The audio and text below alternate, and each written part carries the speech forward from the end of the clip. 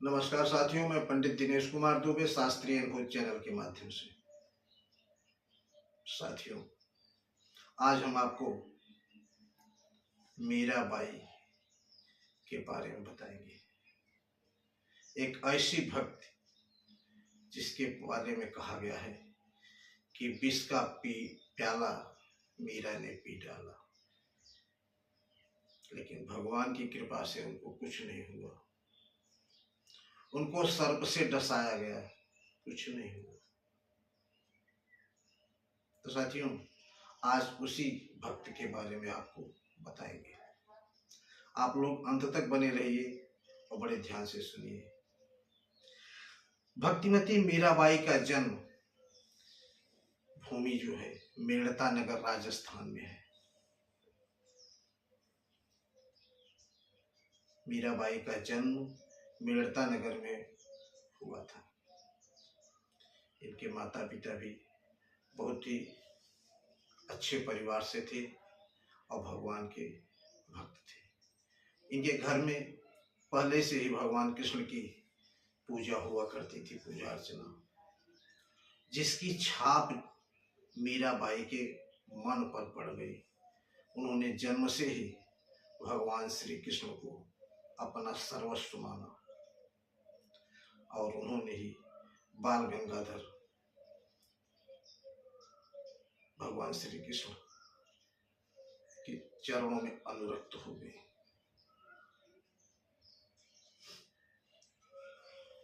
बाल गोपाल भगवान श्री कृष्ण का एक बहुत सुंदर फोटो हमेशा जो है अपने साथ रखते थे। उन्हीं की पूजा अर्चना किया करती थी। धीरे धीरे धीरे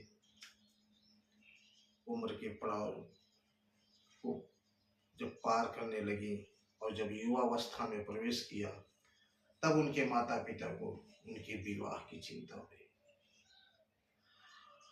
उस समय चित्तौड़ के राजा राणा सांगा के सुपुत्र भोजराज से आपकी सगाई हो गई। क्योंकि आपका मन तो हमेशा भगवान में ही लगा रहता था। भगवान बाल गोपाल श्री कृष्ण लीलाधर उन्हीं के चरणों में हमेशा लगा रहता था। आपकी सगाई भोजराज के साथ हो गई। फिर कुछ दिनों बाद आपका विवाह हो गया। जब आपकी फेरे पड़ रहे थे, उस समय भी आपका चित्त और मन भगवान के ही प्रति समर्पित था। आप ये सोच रहे थे कि हमारी शादी भगवान के ही साथ हो रही है। ऐसा उन्होंने अपने मन में इस चीज को बैठा लिया था। इस विवाह हो गया, विदाई होने लगी। माता पिता अपने हैसियत के अनुसार सारी सामग्रियां देने लगे, लेकिन मीरा जी का मन उन सामग्रियों में, उन कपड़ों में, उन वस्त्रों में, उन गहनों में नहीं लगा। बहुत कीमती कीमती वस्त्र थे, हीरे माणिक, लेकिन नहीं। उन्होंने अपने पिताजी से कहा कि अगर आप देना चाहते हो तो आप मुझे भगवान बाल गोपाल श्री कृष्ण की जो मूर्ति है वो दे दीजिए, जिनकी मैं पूजा करता हूँ।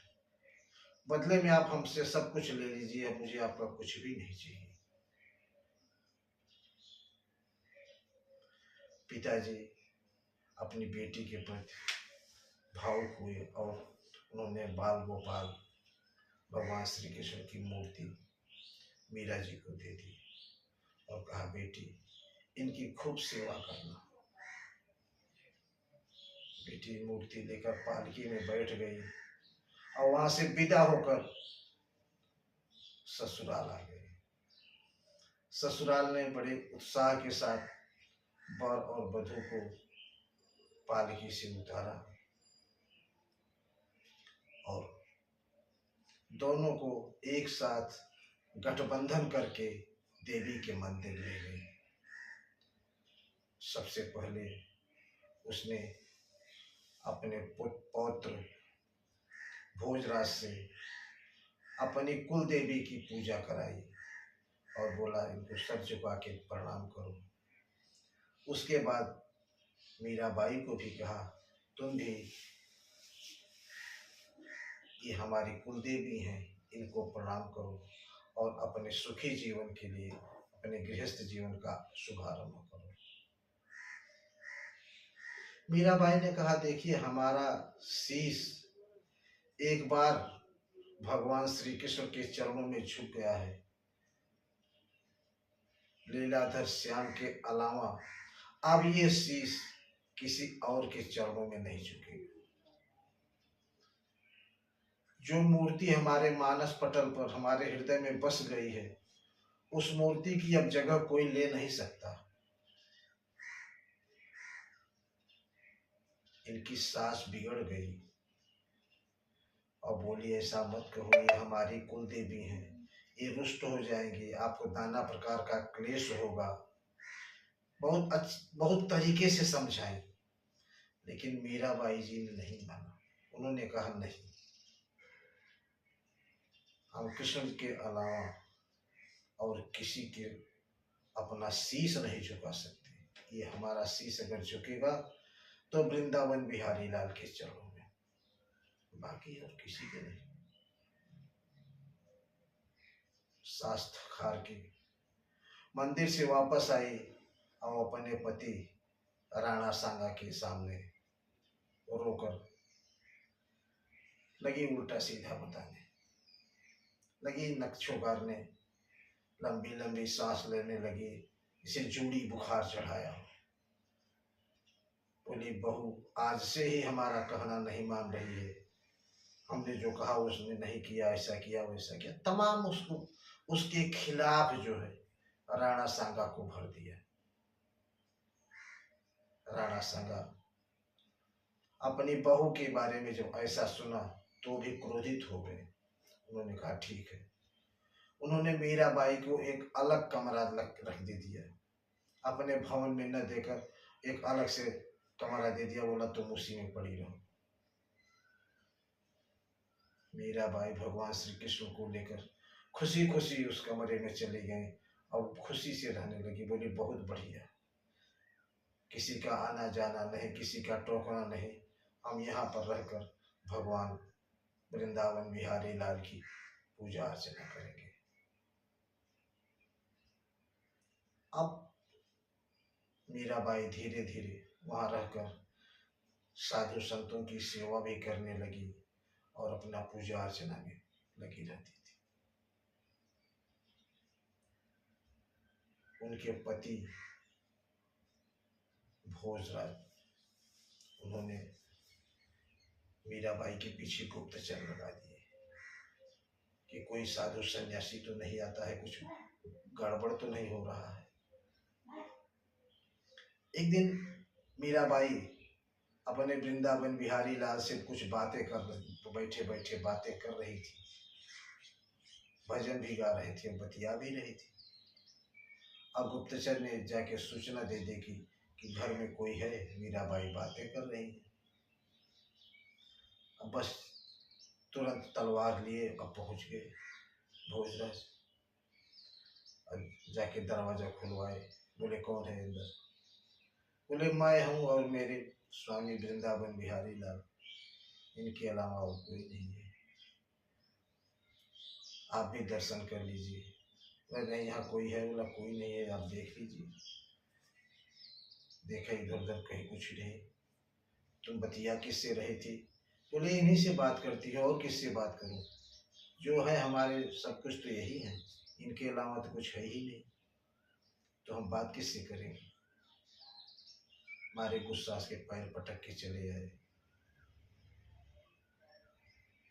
फिर एक दिन संदेश भेजा कि इस रूम को छोड़कर तुम हमारे घर में आ जाओ, हमारे साथ रहो। मीराबाई ने उस प्रस्ताव को ठुकरा दिया। फिर एक दिन एक पांडे जी थे, उनके हाथ विष का कटोरा भर के भेज दिया। बोला, एक भगवान का चरणामृत है, पी लो। मीराबाई ने सहर्ष उठाया और पी लिया, भगवान का ध्यान करके। बताते हैं उस जहर को पीने के बाद मीराबाई के शरीर से अलौकिक कांति निकलने लगी, इतना तेज निकलने लगा कुछ कहने लायक नहीं।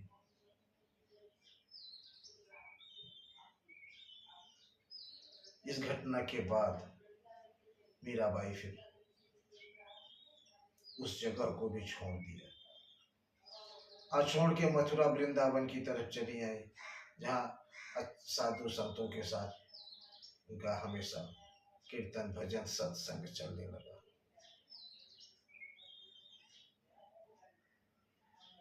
बताया जाता है कि मथुरा वृंदावन में जब वो रहने लगी तो एक दिन राणा सांगा ने फिर अपने आदमी भेजे और बोले कि तुम वापस महल में चली आओ।